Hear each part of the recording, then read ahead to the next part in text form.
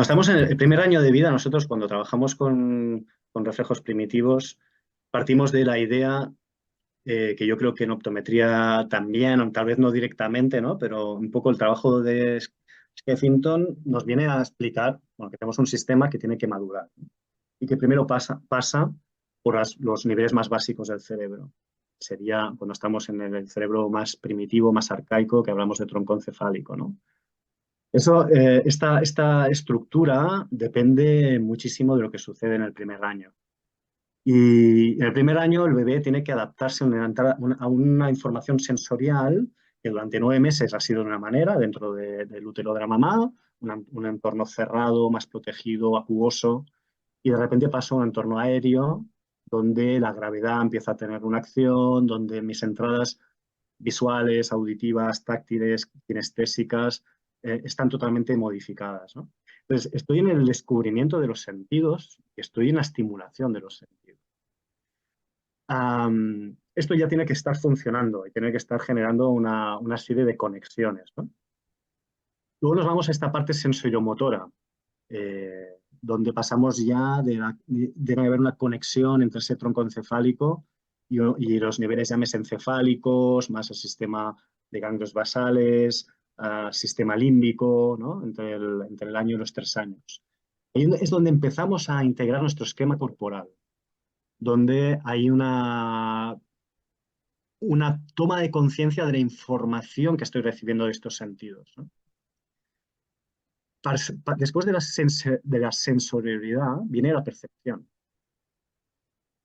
Pero para que haya una correcta percepción, que estamos hablando ya entre los 3 y 6 años, necesito que este desarrollo sensorial haya madurado correctamente. Y ahí, en esta franja de la percepción, entraría ya donde se va gestando la dispercepción. Entonces, muchas veces los papás vienen pidiéndonos en esta pirámide del desarrollo, pues mejorar el aprendizaje académico. Estamos en la última etapa, entre los 6 y 12 años. En autonomía personal. Es que le tengo que repetir no sé cuántas veces las cosas. Es que mi hijo no planifica. Es que mi hijo no lleva la agenda. Es que tengo que estar encima de los deberes. Es que no presta atención. Es que... Y tenemos que explicar a los papás que donde vamos a trabajar es en cosas que sucedieron o cosas que no sucedieron en este primer año de vida, que debemos que empezar a reorganizar al sistema, ¿no? Y para hacer eso hay que trabajar desde las entradas sensoriales. Y eso lleva un tiempo de maduración para generar esa conectividad, ¿no? Y tengo otro gráfico donde hablamos del concepto del cerebro triuno, ¿no? Donde hablamos del tronco encefálico, cerebelo, ganglios basales, hasta la parte cortical. ¿Cómo vamos a ayudar? A veces los optometristas nos decís, mira, necesito que me integres reflejos o que me liberes sesgos a nivel de meninges porque me están afectando a nivel cortical. Pero ¿cómo vamos a pretender que funcione, por ejemplo, correctamente la maduración de áreas de Brodmann o de recaptación de información cortical si no hay una integración interhemisférica que fluye, si no hay una buena información entre cuerpo calloso, si no hay una buena conciencia de las diferentes etapas del desarrollo, ¿no? En el desarrollo siempre se habla en fisiología de desarrollo, hablamos de que el desarrollo infantil es axial y va de arriba a abajo. La primera línea de desarrollo sería el control motor de la parte superior del cuerpo para ir poco a poco desarrollando el control motor de la parte inferior. Y luego ya es periférico. Y luego ya vienen las conciencias espaciales, el cerca, el lejos. Todo eso necesita un periodo. Si no hemos madurado ni siquiera el control de mi cuerpo en relación a mi parte superior y mi parte inferior, que pasa con conducta, ¿cómo pretendemos interpretar correctamente mis movimientos sacádicos de lectura, por ejemplo? Es totalmente imposible. Entonces, es importante poder explicar a los papás que hay unos tiempos y que estos tiempos no los decidimos nosotros, sino que simplemente, yo siempre pongo el ejemplo de que el síntoma para el motivo de consulta normalmente es el carro. Y a veces los papás o los niños han ido a muchos especialistas que tiran del carro. Y tiran con mucha fuerza del carro, pero el carro no se mueve. Entonces llegamos a un especialista que decimos, un momentito, vamos a mirar un momento abajo. y miramos las ruedas del carro y vemos que están llenas de palos. El carro está, las ruedas están llenas de palos. Y tenemos que empezar a quitar esos palos a las ruedas para que podamos tirar del carro con fluidez. Tirar del carro significará modificar el síntoma, pero no podemos modificar el síntoma hasta que no hemos quitado el último de los palos. Y esos palos pasan por sesgos de muchos tipos, emocionales, bioquímicos, ¿no? Nosotros hablamos mucho de los efectos iatrogénicos, de metales pesados, de intolerancias alimentarias, de toda esta parte del desarrollo que no ha madurado, del entorno familiar muy importante que comentabas antes, ¿no? Todos estos son palos que hay que ir solucionando. A veces tenemos que sentar a los papás y hablar con ellos, ¿no? ¿Qué está pasando? ¿Qué información está recibiendo el niño en relación al arquetipo masculino y al arquetipo femenino? ¿Cómo estamos integrando la información del hemisferio derecho y hemisferio izquierdo? ¿Hay congruencia en ello? El niño está recibiendo información congruente en cuanto a la comunicación, el lenguaje, la asertividad, el apoyo emocional. Todo eso madura esa congruencia interhemisférica. Entonces, a veces hay que hacer un trabajo con los papás. Por tanto, no hay protocolos, como tú decías, ni hay tiempos. Hay que comprender qué es lo que queremos hacer, por qué lo queremos hacer y qué pasos tenemos que hacer para lograrlo. Y eso es una labor nuestra también muchas veces de poder explicarlo a los. No sé qué opinas al respecto. Sí, sí, sí, totalmente de acuerdo, totalmente de acuerdo. El mundo de las prisas en todo esto pues nos sirve, aunque intentamos utilizar metodologías lo más rápidas posibles para obtener resultados. Pero al final el sistema visual empieza a ser súper importante a partir de los 3 añitos, en el que se supone que ha tenido esa maduración que requiere en tiempo, forma y momento para poder desarrollarse y poder madurar, ¿no? Está pasando, por ejemplo, hoy en día con el tema de que a los bebés y a los niños muy pequeñitos se les da el iPad para que estén ahí? Bueno, pues ya no sé qué pasará de aquí a 5 o 6 años, pero yo no lo veo muy claro, ¿no? No le dejamos madurar. Al final se madura a través del movimiento, de la acción, equivocarse y de caerse y de levantarse, ¿no? Con esto madura el sistema vestibular, el sistema auditivo, el sistema visual, todos estos van juntos. El sistema visual y el sistema auditivo se interrelacionan en muchísimas áreas sensoriales. ¿Para qué? Para moverme en el espacio, no solo el sistema visual. Pues esto también existe y está ahí. Hablamos del sistema visual, pero el sistema auditivo da bien esa información, ayuda a congruencia entre los dos sistemas. El sistema vestibular está con buena implicación en todo esto.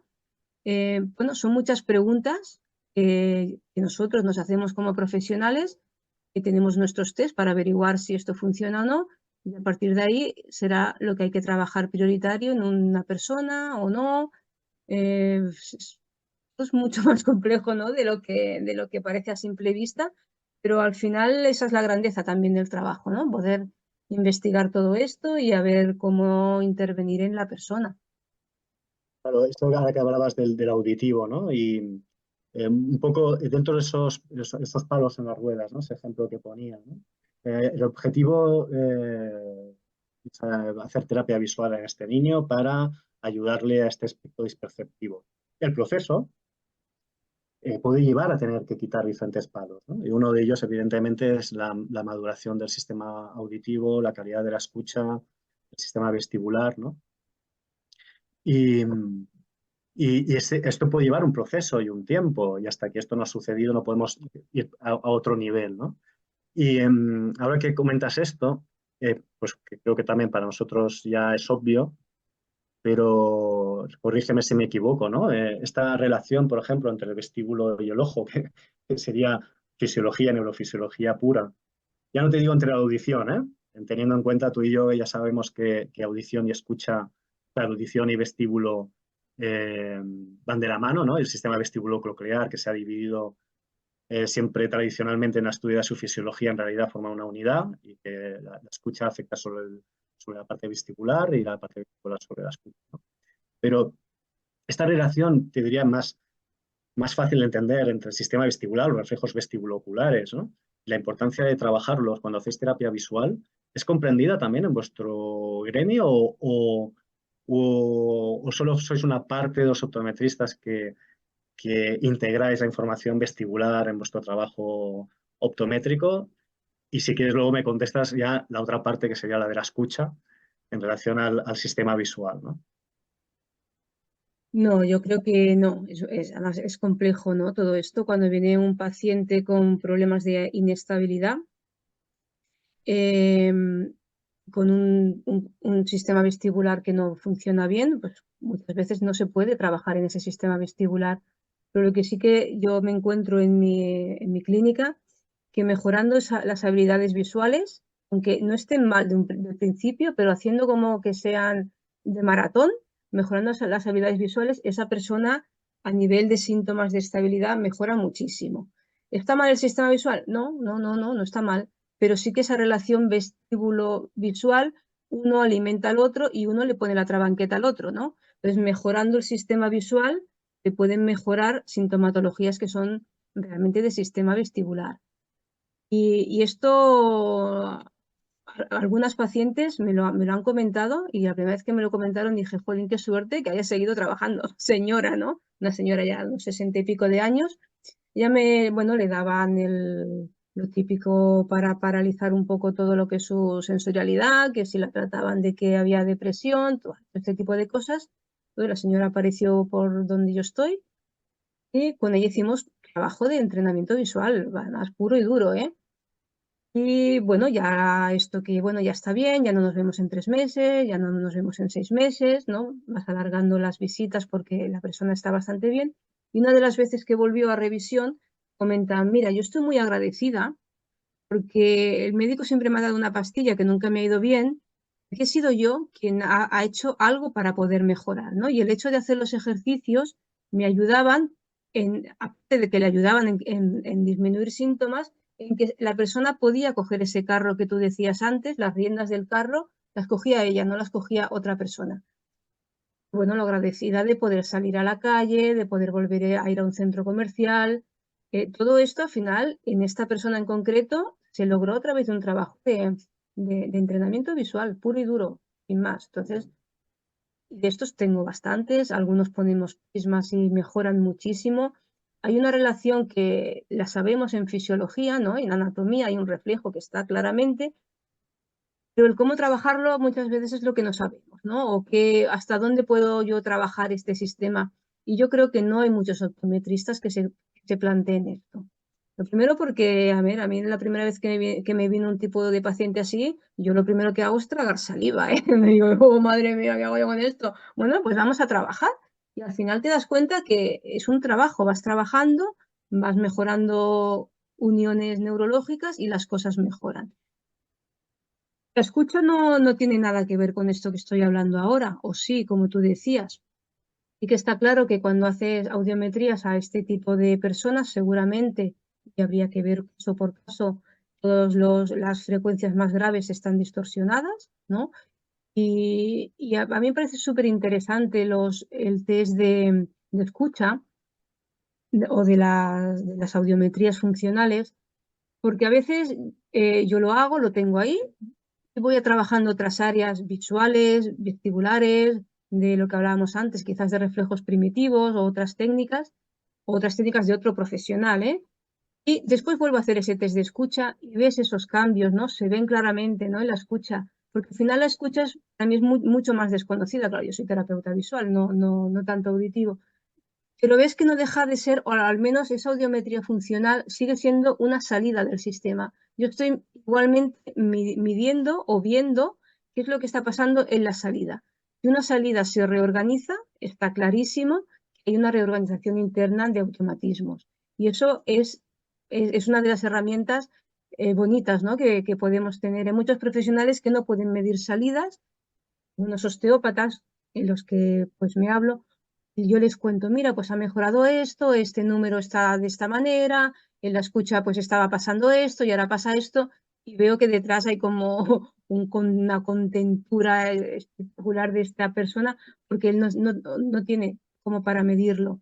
Entonces, poder medir esas salidas es lo que nos ayuda a poder entender que han habido todos esos cambios a nivel más interno de automatismos. No sé si No cuando sé si te dices... he contestado, ¿eh? No sé si te he Sí, sí, contestado, sí, me he ido por sí. las ramas. no, y no sé si cuando hablas de salidas te refieres realmente a entradas, ¿no? Dentro del punto de vista posturológico podríamos comentarlo como entradas, ¿no?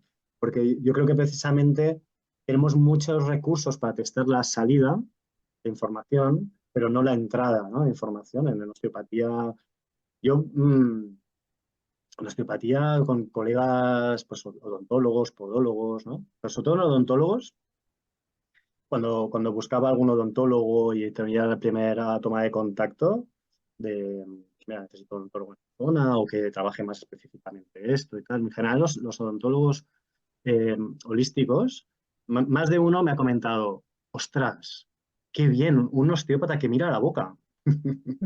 Y a mí me sorprendía porque para mí es como algo muy habitual y muy lógico desde el principio, pero parece que no, ¿no? Y, y lo mismo pasaría con el sistema visual, lo mismo pasaría con la entrada podal, ¿no? Y, entonces, creo que poder tener información sobre las entradas sensoriales es muy importante. El test de escucha, en mi caso, que lo he incorporado también en mi práctica clínica, me sirve para eso, también porque me parece que yo trabajo con Tomatís y me parece que Tomatís estaba describiendo mmm, totalmente lo que significa el cerebro triuno.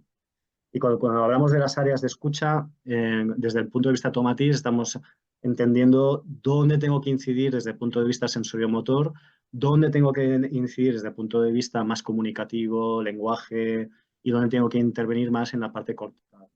Es justo lo que yo trabajo con la integración de reflejos, es decir, cómo y el test de escucha me está haciendo una gráfica fenomenal de los resultados a lo que he trabajado, sin haber intervenido desde el punto de vista auditivo, sino solo desde el punto de vista, por ejemplo, de estimulación sensorial motora.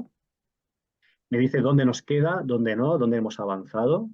Y me da un perfil, igual que hablabas tú antes también del visual, ¿no? Me da un perfil comportamental impresionante de este niño, ¿no? De dónde están las hipersensibilidades, dónde está lo que está pasando con su lado izquierdo, su lado derecho de su sistema, ¿no? Entonces, me parece una información muy importante. Pero, a la vez, ¿no? maravillosa,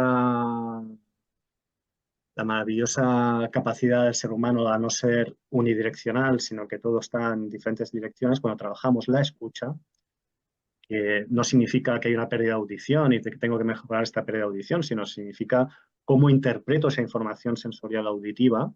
Estamos haciendo un entrenamiento del cerebro, una mejora de la conexión interhemisférica, un trabajo sobre las diferentes áreas, sobre la motora, sobre la vestibular, sobre la cognitiva, sobre la emocional.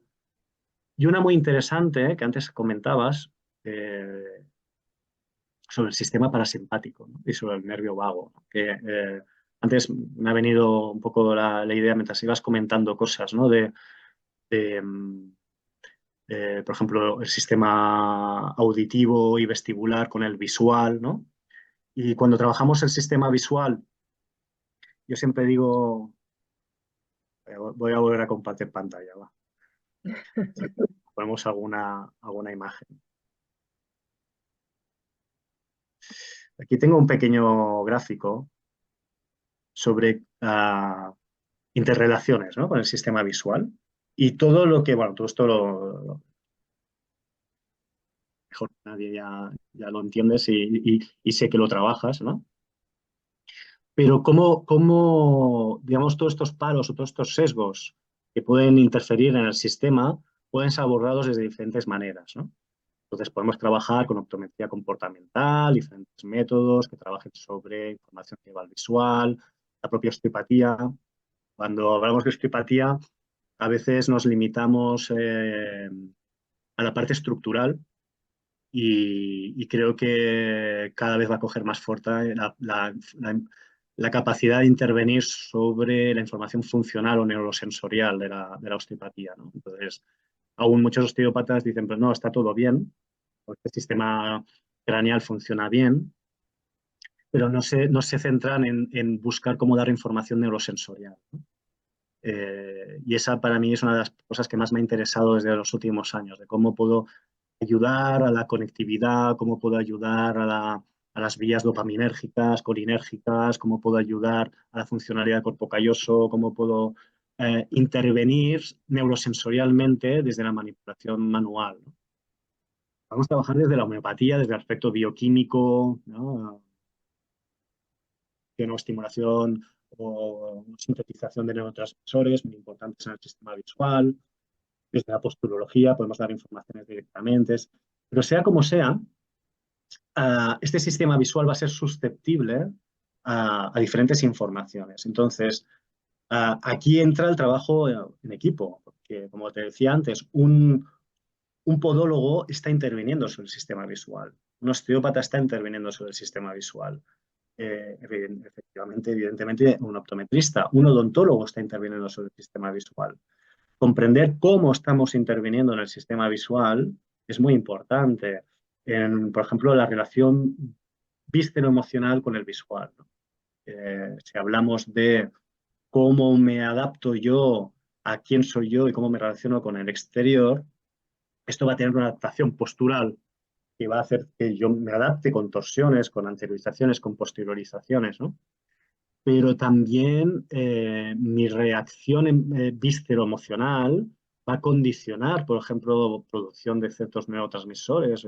Si tengo un déficit dopaminérgico, yo voy a estar posteriorizado con mucha probabilidad.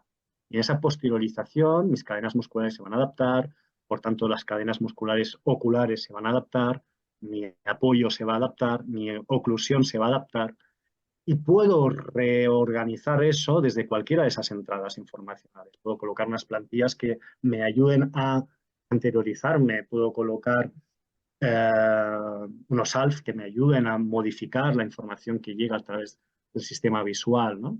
No sé si me explico, pero esa yo creo que es una de las características más importantes de nuestro trabajo y es entender cómo todos estos captores, estas entradas sensoriales están intercomunicadas y que podemos ayudar, perdón, al objetivo final, que tal vez puede ser una mejora en el aprendizaje o comportamental, desde diferentes entradas. El kit de la cuestión es cuál de esas entradas jerárquicamente es la más importante en estos momentos, en el hoy, o cómo el sistema va a integrar mejor una información desde una entrada u otra. Y ahí está puesto nuestros diferentes test, nuestra experiencia y nuestra capacidad de entender también cómo nos puede ayudar nuestro colega, ¿no?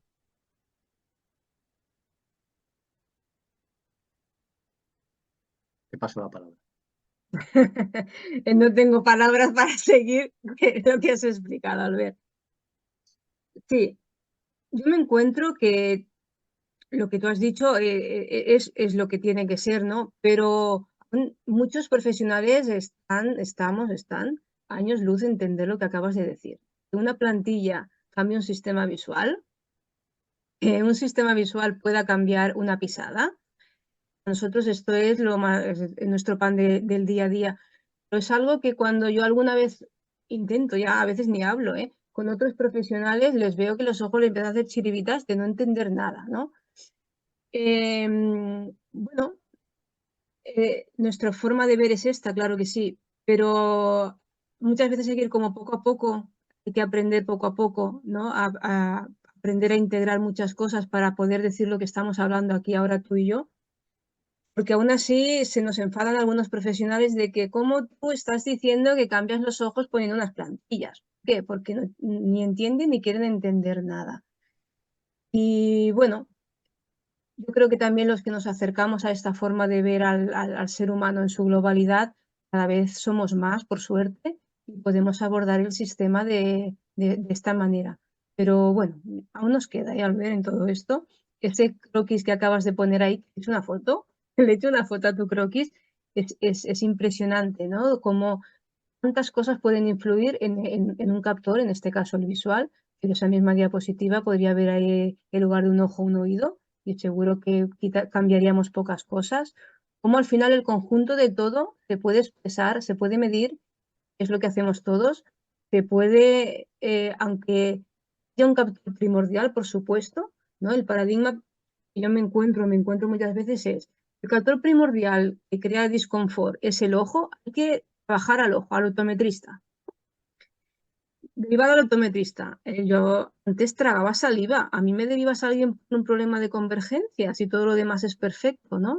Yo tampoco acabo de entender qué es lo que tenía que hacer ahí. ¿Por qué? Porque quizás si lo envía a un podólogo, su pisada es muy mala, pero es que ese podólogo, desde esa pisada que es muy mala, puede reconducir ese problema de convergencia. Y ese para mí es el gran salto. Saber que no estás exento de repercutir a otros sistemas, todo eso es una gran responsabilidad, pero al mismo tiempo para mí es quitarte una mochila de encima, ¿no? Decir, es que no hace falta que me lo envíes para eso. Haz tu trabajo con unas plantillas en lo que tú ves, si esa persona tiene una espina irritativa, trátala antes de derivármelo. Y cuando ya no tengas ninguna herramienta más, entonces derívalo. Y también hay que aprender, ¿no? A hacer esto. Y como tú dices, para eso hay que saber hasta dónde llega uno y hasta dónde llega el otro. Yo desde los ojos no voy a quitar una verruga en el pie, eso es evidente. Pues a veces parece que no sea tan evidente, ¿no? No me envíes a alguien con una súper espina irritativa en el pie, trabájala, ¿no? Aunque bueno, podríamos hacer otra charla solo de espinas irritativas, pero lo vamos a dejar ahí, es un concepto que quizás mucha gente no conozca. Eh, pues bueno, al final lo que tú dices, ¿no? Desde cada uno, desde su herramienta y desde su abordaje, estamos trabajando en diferentes captores y es bueno saberlo. Y es bueno saber lo que estamos haciendo ahí y por qué yo a veces llamo a algún odontólogo, ¿no? O le digo al paciente, si estamos haciendo odontología, yo aquí paro mi trabajo. Pero no por una pataleta, ¿eh? Porque yo sé que el odontólogo en ese trabajo de apertura de paladar me va a crear una distorsión en el sistema visual. Entonces lo que hago es acompañar, dejamos de hacer cosas que estemos haciendo para poder acompañarlo. Porque claramente ese odontólogo me interviene en los ojos, eso está por supuesto. Y en otros casos no, todo lo contrario. Hay que hacer este trabajo de boca, este sistema visual, si solo está a punto de romperse, hay que seguirlo para que no se rompa del todo, ¿no? Bueno, es entender estas relaciones para poder acompañar un proceso. Fíjate, por ejemplo, ahora me venía, hemos hablado antes de Lorda Silva, ahora me venía el trabajo de Patrick Percia y Alfredo Marino en relación a los ALF, ¿no? Un trabajo impresionante, ¿no? Como y precisamente es, al final, esa punta de iceberg, que es un niño con déficit de atención, se trabaja desde precisamente esa dispercepción y esta estimulación sensorial integrada, donde realmente para ajustar un ALF, es decir, cómo puede ser, pero colocando unos pequeños relieves, unas pequeñas resinas, eso modifique toda una serie de respuestas adaptativas a la información sensorial que van a finalmente repercutir en este trastorno de aprendizaje, ¿no? Y cómo además para ajustar el ALF tenemos que hacer intervenir la parte auditiva, la parte visual y la parte bucal, ¿no? Bueno, y podal. Entonces, cómo realmente para llegar a la, digamos, a este nivel de, yo, no sé si llamarlo de excelencia informacional y sensorial, donde ajusto milimétricamente el relieve de este ALF o de esta resina que he colocado en los dientes de una forma estratégica, necesito ajustar perfectamente cómo está fusionando, cómo está siendo la información podal, cómo está siendo la información visual y cómo está. Entonces, creo que ahí es donde nos tenemos que ir dirigiendo poco a poco, como dices tú, poco a poco, ¿no? A medida que voy asumiendo una etapa, pues puedo llegar a otra, a otra, a otra. Pero es el kit del, pienso, del trabajo sensorial y es entender toda esta integración sensorial, cómo funciona como un sistema global, ¿no? Donde eh, tal vez falta también esa dispercepción visceral de la que pues cuando yo empecé a dar formación de víscero-postural, podemos decir que apenas había casi nada. Es decir, se hablaba del sistema visceral, pero no realmente integrado en la postura como un captor más, ¿no? Y yo siempre lo he dicho con la boca pequeña, lo de captor visceral, pero ahora ya no tengo ningún pudor en decirlo con la boca grande, ¿no? Y no solo a nivel, por ejemplo, como tenemos pues algunos estudios en relación a los receptores renales, suprarrenales, que funcionan como tolitos, ¿no? sino que realmente hay una dispercepción visceral a muchos otros niveles, ¿no? La digestiva, hepática, todas las comunicaciones con el sistema vago, incluso el sistema límbico ya forma parte, ya es un captor más. Hay estudios nos muestran el sistema límbico como un captor postural, ¿no? Y si hablamos de piel, que siempre ha sido uno de los grandes captores posturales, no podemos dejar de hacer una comunicación entre piel y sistema visceral. Eso sería otro gran aspecto sensorial. Y uno muy, muy importante también, que creo que para mí es muchas veces la madre del cordero, que es la antesala al desarrollo postural, que es el desarrollo de integración de reflejos primitivos, que básicamente de lo que estamos hablando es que hay una serie de reflejos que tienen que estar hasta los 3 años, con los que nace el bebé, que condicionan las primeras etapas del desarrollo y que deberían haberse integrado, y que cuando esto no sucede va a generar unos aspectos disfuncionales a nivel sensorial y perceptivo que van a sesgar la capacidad de trabajar correctamente este reflejo postural. Entonces, a veces buscamos reeducar el captor postural cuando nos tenemos que ir a una etapa anterior donde esa información extrapiramidal nuclear no maduró correctamente porque tenemos que, por ejemplo, ¿no? Hablamos en fisiología postural del sistema de activación reticular, como la madre del cordero que recibe todas estas informaciones sensoriales, y luego pues este sistema de activación reticular va a depender de un reflejo de Moro activo, por ejemplo. Y el reflejo de Moro activo es de los más disperceptivos que hay. Va a afectar a todas las entradas. Perdón. Va a afectar a la entrada visual, a la entrada estomatognática, a la entrada podal, a la entrada visceral. Entonces, creo que es una parte también muy importante, tampoco suficientemente extendida aún. En el capto de optometría sí. Creo que aquí por ejemplo, el doctor Harald Bomberg, que hizo un muy buen trabajo entre los optometristas, porque fue durante las primeras promociones eran casi todo optometristas sus alumnos. Evidentemente el trabajo de Sally Godard, el trabajo de Masputova, el trabajo de Peter Wright, el trabajo de diferentes autores, pero muy, muy poco integrado realmente dentro de la posturología. Son como dos mundos apartes que a veces se encuentran, pero la comunicación entre el reflejo primitivo y el reflejo postural es crucial para poder ayudar a estos niños, donde tenemos un aspecto disperceptivo, que como decía, para mí es nuclear, y que luego va a condicionar en diferentes ramas, ya emocional, el cognitivo, el sensorial, el postural. Y finalmente, como veíamos en el gráfico, pues los aspectos relacionados con la atención y el aprendizaje, el desarrollo escolar, necesita que todo este sistema haya madurado correctamente. Y ahí el reflejo primitivo nos da mucha información de la hipersensibilidad, de la dispercepción, de la alteración informacional de los captores. Y bueno, para mí es un trabajo maravilloso. Bueno, tú llevas muchos años desarrollándolo, ¿no? Integrando diferentes escuelas. Has hecho un trabajo importantísimo, impresionante en todo eso. Porque al final cuando vas a una escuela a la otra hay que hacer ese trabajo de unión, ¿no? ¿Cuál es mejor? Ni una ni la otra, ¿no? Se complementan, una hace crecer a la otra y al final tener diferentes herramientas es lo importante y lo interesante. Sí, los reflejos primitivos, todos los posturólogos lo tenemos ahí, quizás los optometristas, como tú dices, ya hace tiempo que trabajamos con ellos, pero sí, nadie se tira a la toalla, ¿eh? O no todos se tiran a la toalla, siguen con su herramienta y dejan esta... También hay yo creo que hay mucho profesional que aunque sus abordajes sean más amplios, siguen utilizando una herramienta. Y no quiero hablar mal de nadie, ni mucho menos, pero por ejemplo, una plantilla. Y ya está. Esa plantilla a nivel podal es la única solución. Y ya está, eso es su herramienta. Bueno, al final es fácil trabajar así. Cuando tú entras en intentar mejorar las conexiones, de ejecutar ejercicios, es otro tipo de trabajo.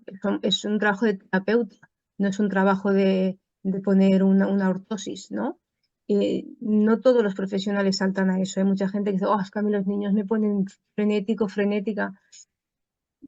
pues claro, una plantilla y poco más va a hacer esta persona. Entonces, también se necesita un perfil de profesional que sea capaz de interrelacionarse o de relacionarse de una manera saludable con niños, ¿no? Los niños, pues ya sabemos, requieren mucha energía, ¿eh? Pues a veces cuando cuando vienen de esos 4 que dices a cuál peor y de madre mía, vaya día he llevado hoy.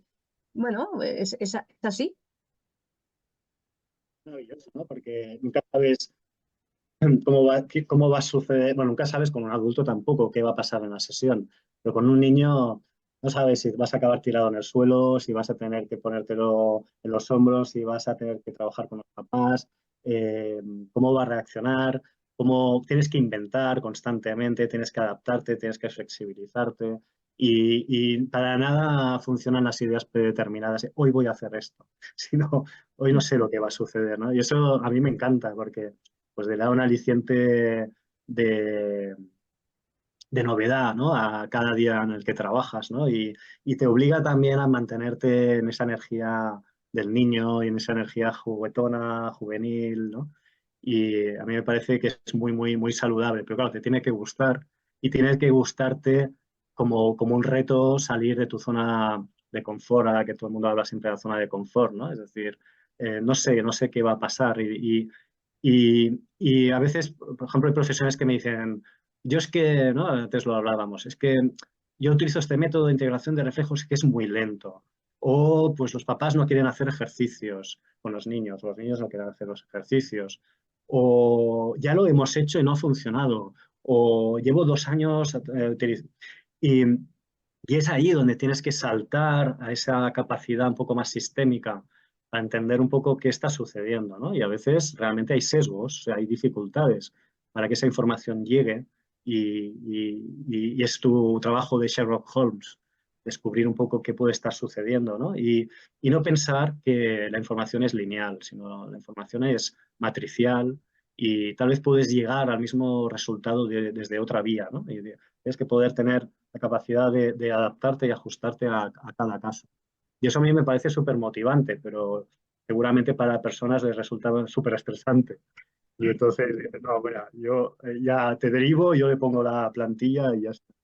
Bueno, está bien porque está haciendo su trabajo, pero una de las cosas que yo intento explicar en los cursos de posturología es que si el sistema sensorial no tiene una buena, porque hablamos siempre de fisiología, pero no hablamos de cómo estudiar esa fisiología. Es decir, um, uh, ¿cómo atendemos a las vías informacionales? Es decir, ¿cómo calibro si esas vías informacionales están trabajando correctamente o no? Mira, un ejemplo muy, muy claro, ¿no?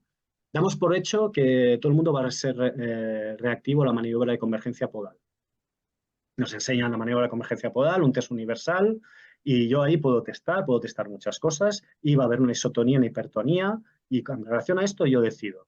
Y hay veces que doy una información y no hay isotonía, no hay isotonía, no hay isotonía.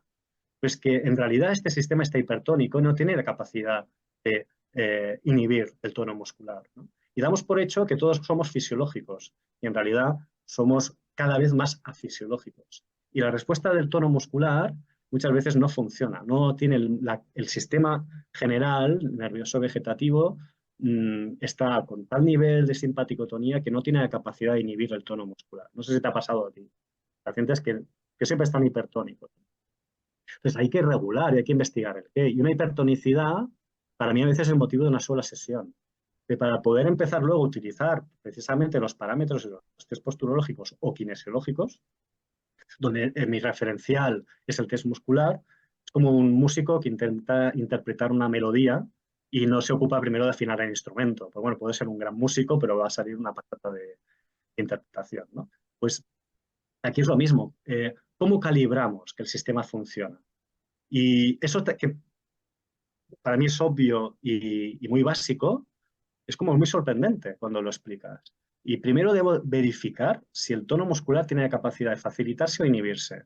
Porque es básico, porque los test que hacemos, los test postodinámicos, los test de maniobra de convergencia podal, todos estos test dependen de la capacidad de inhibirse. Incluso te diré un test ocular muscular.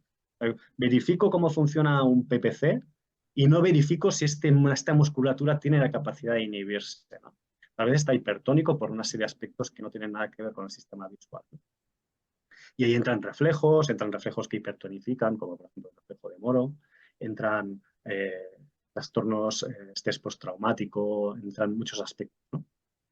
Y la forma de normalizarlo es diferente para cada persona. Podemos normalizarlo, tú que trabajas con color, sabes muy bien, por ejemplo, si colocamos un color azul, un color magenta, ¿no? Lo que puede afectar sobre el neurovegetativo, pero podemos trabajarlo desde activación sobre el sistema parasimpático, actuación, antes hablamos del nervio vago, desde unas flores de Bach, desbloquear un trauma, integrar una emoción, eh, muchas cosas ahí, ¿no?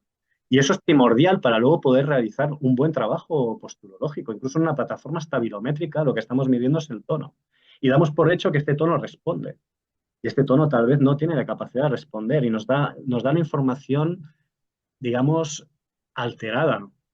Porque el sistema no está bien calibrado, ¿no? Y lo mismo con los neurotransmisores. Tenemos neurotransmisores y tenemos, por ejemplo, un problema con acetilcolina, vamos a tener aspectos comportamentales asociados y aspectos posturales. El tono muscular va a funcionar disregulado, porque la acetilcolina es el neurotransmisor que depende que haya una buena conexión sináptica muscular. Pero eso va a tener un efecto también sobre el sistema visual, porque la contracción pupilar y la acomodación depende de que haya buenos niveles de acetilcolina. Entonces, igual tenemos que regular acetilcolina, y para regular acetilcolina, igual tengo que regular su mucosa intestinal, que es la que transforma la colina en acetilcolina. Y para regular su mucosa intestinal tengo que mejorar una candidiasis. Y esta candidiasis viene originada de un trastorno emocional. Bueno, Ángels, y ya para terminar, eh, ¿qué vamos a ver en el curso? ¿Qué vamos a hacer ahora en mes de mayo? ¿Qué vamos a hacer? Como no quieres que lo lea. Yo creo que un poco será esto, ¿no? Transmitir esta visión, ¿no? Pero de forma más concreta, en realidad, estamos hablando de trabajo interdisciplinar entre reflejos primitivos, osteopatía, posturología, optometría, eh, cómo intervenimos en el sistema visual, cómo trabajamos interdisciplinarmente. Y esto puede sonar un poco extraño, porque ¿cómo intervenimos en el sistema visual el osteópata? No, el osteópata no interviene en el sistema visual, interviene el optometrista, que es su competencia. Entonces, esa sería la visión dualista, ¿no? Si es un tema visual, al optometrista. Pero creo que aquí hay que romper esa estructuración mental para entender que a veces necesitáis del trabajo optométrico, osteopático para poder hacer vuestro trabajo optométrico, y al revés. Yo no puedo modificar ciertas torsiones o ciertas rotaciones si no hay una modificación en esa entrada visual, ¿no? Y cuando ya dejamos de buscar clientes para eh, y buscamos realmente trabajar con retos, eh, debemos poder derivar, ¿no? Y eso es una parte muy importante. Es decir, yo me puedo pasar la vida corrigiendo una rotación pélvica y te la puedo corregir, ¿no? Vamos a dejar de hacer tanta osteopatía estructural y vamos a preguntarnos el por qué, ¿no? Porque en osteopatía muchas veces el por qué no llega profundo, ¿no? Y tengo este ilíaco anterior, este ilíaco posterior, una rotación FSR de la L5, etc. Yo lo manipulo. ¿Por qué tienes que manipularlo? ¿Has comprendido el fenómeno global de esta persona? Entonces, la posturología nos da muchas explicaciones a esto, de que tal vez esta torsión que tengo aquí depende del sistema visual. Y hasta que tú no me normalices el sistema visual, yo no puedo ni debo intentar modificar un sistema que está manteniendo un equilibrio ahí con pinzas, ¿no? Porque voy a generar iatrogenia. Y yo creo que eso va a ser una de las cosas del curso, ¿no? Llevado a lo postural en los niños, pero llevado a los aspectos de aprendizaje, conducta, ¿no? Como yo sí que puedo intervenir desde el visual, pero no porque hago terapia visual, sino porque libero palos en las ruedas, libero sesgos que luego tú vas a poder facilitarte tu trabajo, ¿no? Y al revés, es decir, si el sistema visual es un palo en la rueda, yo no puedo seguir haciendo mi trabajo hasta que no me ayudes con eso, ¿no? Creo que esa parte es muy, muy importante. Yo creo que es la clave, ¿no? De todo. Tenemos que empezar a trabajar en conjunto. Hay gente que sigue creyendo que es un gran Dios, que lo puede con todo, yo sé muchas cosas, pero de otras cosas no sé nada y para eso hay otro profesional que sabe más que yo, que puede tirar de la cuerda para seguir ayudando al paciente. Y entender esta comunicación, que es lo que intentaremos ir resolviendo en este curso, pues,